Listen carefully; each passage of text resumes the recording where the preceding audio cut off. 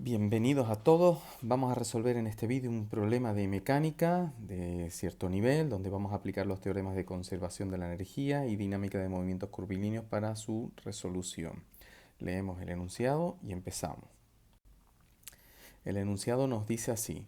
Nos dice que tenemos un bloque de masa 500 gramos, que es esta masa que vemos aquí, que se encuentra comprimiendo un resorte de constante 500 newton partido por metro. Sería este bloque de aquí, que se suelta el bloque describiendo el bucle de la figura y posteriormente ascendiendo una distancia d por un plano inclinado de 30 grados. Es decir, este bloque trazaría este bucle y seguiría por el plano inclinado hasta la posición C. Nos indica que el radio del bucle es de 0,5 metros y el coeficiente de rozamiento en el plano inclinado es de 0,3 en este tramo de aquí. Se entiende que tanto en este plano horizontal como en el bucle no hay rozamiento, tal como nos dice posteriormente aquí. Y nos pide en primer lugar calcular la compresión mínima X del resorte para que pueda completar el bucle. Es decir, cuánto debe estar comprimido el resorte para que pueda dar la vuelta completa y no quede parado por aquí o al llegar a esta situación caiga, sino que complete la vuelta y siga. Vemos cómo resolverlo. Bien, entonces el primer apartado nos pregunta por la compresión mínima para que complete un bucle. Entonces lo que vamos a hacer es, de entrada, aplicar el principio de conservación de la energía mecánica entre esta posición y esta otra posición. ¿Por qué? Pues porque nosotros sabemos que si llega a esta posición con una determinada velocidad que después tendremos que calcular, completará el bucle. Es decir, que siempre que pase de aquí con una determinada velocidad, completará el bucle. No le va a valer con llegar aquí. Tiene que llegar aquí y tener velocidad, porque si llega aquí sin velocidad, caería. Por tanto, no completaría el bucle. Tiene que llegar aquí con cierta velocidad. Después lo vemos. Entonces vamos a llamar a esta situación situación inicial y a esta otra situación en el punto B. Y como no hay rozamiento en todo este tramo, podemos aplicar el principio de conservación de la energía mecánica entre esas dos situaciones. Es decir, que la energía mecánica en la situación inicial tiene que ser igual a la energía mecánica en el punto B. La energía mecánica en la situación inicial será suma de la energía cinética y energía potencial en esa situación, es decir, un medio de la masa por la velocidad al cuadrado en la situación inicial, esa sería la cinética, masa por gravedad por altura inicial, esa sería la potencial gravitatoria, y un medio de K por la deformación del resorte en la situación inicial, y esa sería la potencial elástica. En B no vamos a considerar la energía potencial elástica porque ya la masa no está en contacto con el resorte y simplemente tendríamos un medio de la masa por la velocidad al cuadrado en B más la masa por la gravedad por la altura en B. Una vez que hemos aplicado conservación de la energía mecánica, vamos a analizar lo que tenemos por aquí. En la situación inicial debemos tener en cuenta que no hay velocidad, puesto que la partícula va a arrancar, está comprimiendo un resorte y parte con velocidad cero. Por tanto, este término sería cero. Igualmente, nosotros podemos fijar altura cero en el suelo, en el recorrido que hace por el plano horizontal. Por tanto, este otro término también sería cero. Y nos queda de la parte izquierda de la ecuación simplemente un medio de K por la deformación del resorte en la situación inicial. En la situación final, la velocidad en B no la conocemos, ya hemos dicho que no puede ser cero porque si llegase a B con velocidad cero caería y no completaría el bucle. Y la altura en B es 2 veces el radio, es el diámetro, con lo cual este primer término lo vamos a mantener de momento igual. Y en el segundo término vamos a sustituir la altura por el dato que conocemos, que es que la altura es 2 veces el radio. Y ahora lo que nos tenemos que plantear es cómo calculamos la velocidad en B. Entonces, para calcular la velocidad en B tenemos que aplicar una condición límite. Esa condición límite, lo que debemos saber es que la partícula acabará completando el bucle si llega aquí en contacto con la superficie del bucle y con cierta velocidad. Para saber con qué velocidad debe llegar en contacto la superficie del bucle, vamos a plantear las ecuaciones de la dinámica en esa situación. Si aquí está nuestra masa, sobre la masa están actuando en esa situación dos fuerzas, el peso y la normal. Si planteamos la ecuación de la dinámica en esa situación, como la suma de las fuerzas es igual a masa por aceleración.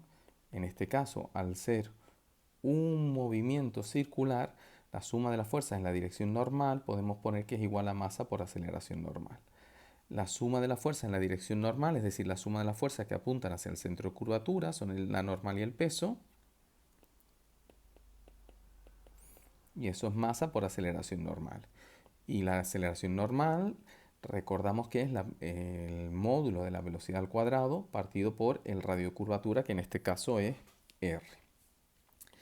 Ya hemos comentado que la condición es que llegue aquí con cierta velocidad y en contacto con la superficie. Si sigue en contacto con la superficie en este punto, va a seguir en contacto con la superficie en el resto de puntos. Por tanto, mi condición límite es que justo en este punto la normal se anule. Justo ahí la normal se anule. Esa va a ser la condición límite. Vamos a poner que la normal sea 0 justo en ese punto. Y por tanto me queda que masa por gravedad es masa por velocidad al cuadrado partido por el radio. Si nosotros garantizamos que la normal se hace 0 aquí y no antes, y no en un punto anterior, y con cierta velocidad, estaremos garantizando que también que va a recorrer el bucle completo. De aquí simplificamos las masas y despejamos la velocidad con la que debe llegar a ese punto. Tendríamos que la velocidad al cuadrado en v es igual a g, la gravedad, por el radio que pasaría multiplicando. Esa es la velocidad con la que debe llegar a este punto para completar el bucle. Eso lo vamos a sustituir aquí. Y una vez que hayamos sustituido ahí, la única incógnita que vamos a tener es la deformación del resorte, que es lo que me pide el ejercicio. Pues seguimos entonces, tendríamos un medio de k por la deformación del resorte inicial al cuadrado es igual a un medio de la masa, y lo que me interesa sustituir es la velocidad al cuadrado, que es g por r, más 2 veces la masa por g por r. En el lado derecho de la ecuación me queda un medio de m por g por r más 2 veces m por g por r. Si sumamos un medio de algo más 2 veces ese mismo algo, tendremos 5 medios de la masa por g por r. Aquí podemos simplificar el denominador y tendríamos que k por la deformación al cuadrado es igual a 5m por g por r. Vamos a seguir en este trocito aquí de pantalla. Lo vuelvo a escribir. K por la deformación inicial al cuadrado es igual a 5 por m por g por r. Pasamos k dividiendo y hacemos raíz cuadrada para quitar el cuadrado. La deformación inicial tiene que ser igual a la raíz cuadrada de 5 por m por g por r partido por k. Y sustituimos valores. La masa, ojo, está en gramos, hay que expresarla en la unidad del sistema internacional, que es el kilogramo. 0,5, 9,8, R 0,5 otra vez, y K es 500. Y calculamos,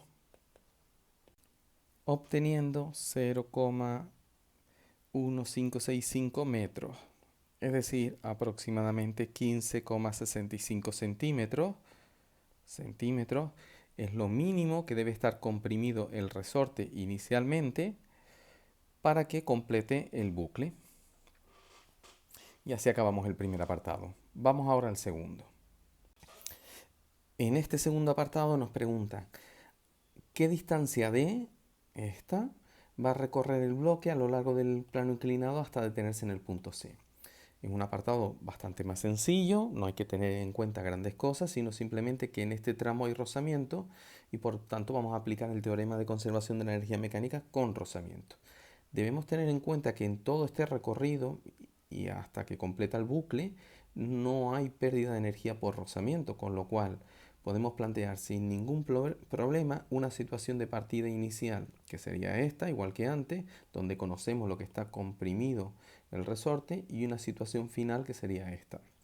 Y aplicando el teorema de conservación con rozamiento entre esas dos situaciones, vamos a poder obtener inicialmente esta altura h o esta distancia d, porque ambas están relacionadas por medio de este triángulo rectángulo. Ahora vemos cómo lo planteamos. Entonces, como punto de partida, vamos a poner, igual que antes, que la energía mecánica.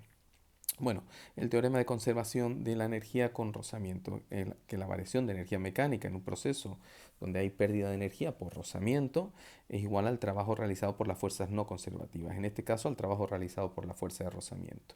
La variación de la energía mecánica será la energía mecánica en la situación final menos la energía mecánica en la situación inicial.